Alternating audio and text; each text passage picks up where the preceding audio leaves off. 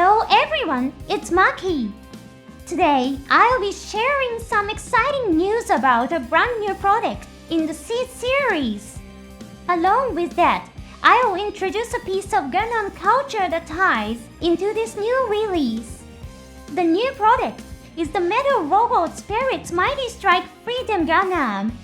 Wait a second, wasn't this released before? I'm sure some of you are wondering about that. Well, this time, the final battle version has been announced. This form recreates the damage sustained during its clash with the enemy.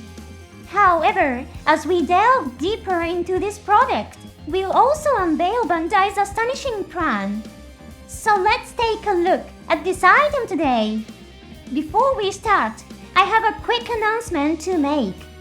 On my channel, I'm inviting support through membership. For just 99 cents a month, you can get a name badge and a special comment perk. Now then, let's begin the analysis. Nowadays, a damaged figure might seem perfectly normal to us, but back in the day, when anime culture itself was still in its infancy, this kind of product simply didn't exist. When anime was still considered something only for kids, production staff believed that the hero must always be powerful and cool. This wasn't unique to the Gundam series. In particular, toys were expected to be stylish and beautiful. Many old Gundam toys even came with shiny golden or silver parts that never appeared in the actual story. This was also a reflection of the values of the time. From the perspective of sponsors or investors, their viewpoint is understandable. Naturally, they would prefer to see their products on screen at their most attractive.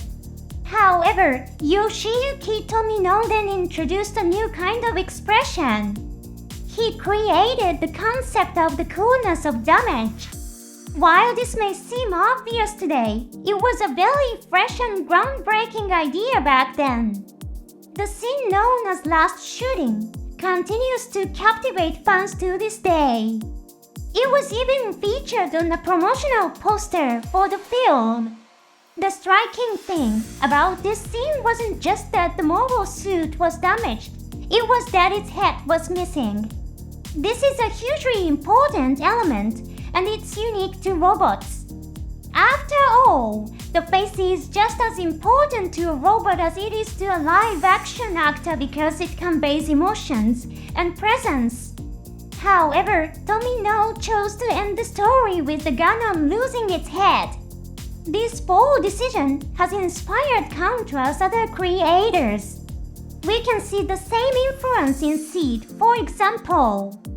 The scene in which the Freedom Gundam loses its head is truly the moment Tomino's DNA was passed on.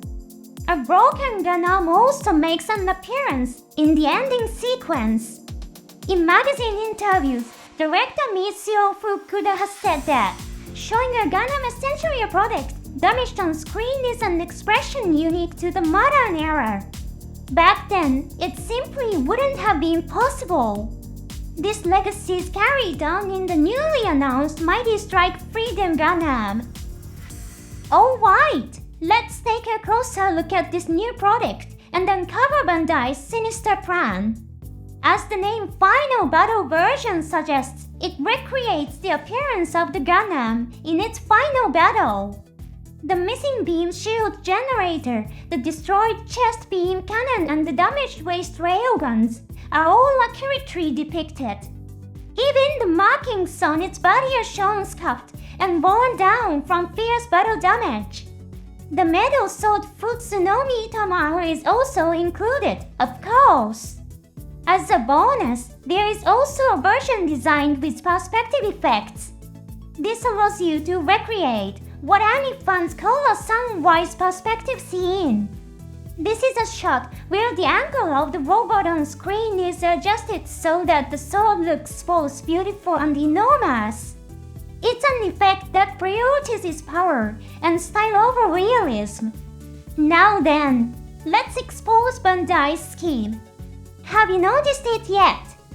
Think back to the scenes where the beam shield, the chest beam cannon and the railguns were destroyed. The beam shield on the white palm was still present right up until the moment just before the clash with Kara from the Black Knight squad. But afterwards, it had gone. It seems that Kara destroyed it. The scenes in which the chest beam cannon and the railguns were destroyed are probably etched in the memory of many fans. They were destroyed by Shiver and Kara. So did you all learn anything from all this analysis? That's right! When those parts were damaged, the Gundam wasn't equipped with the Proud Defender. Instead, it was using the standard wings, equipped with the Silver Dragoon system.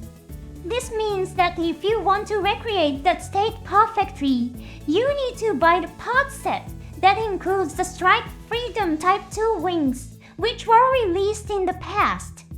If you look closely at the product page for the final battle version, you notice that no beam rifles or handheld railguns are listed. These weapons don't appear in any of the promotional photos, nor are they mentioned in the product description. Therefore, to completely reproduce this mobile suit, you will need to purchase additional products. That, my friends, is the true nature of Bandai's hidden scheme. As an added bonus, a small loss figure is also included. The price for the Metal Robot Spirit's Mighty Strike Freedom Gundam Final Battle version is about $202. Bear in mind that the price may vary depending on the exchange rate. Pre-orders open in Japan on 10 October. Shipping is scheduled for April 2026. As always, this schedule may vary by country or region, so please keep an eye on it. Interestingly, the Japanese product page does not say Premium Bandai Exclusive. This could mean that it will be available to purchase in regular stores.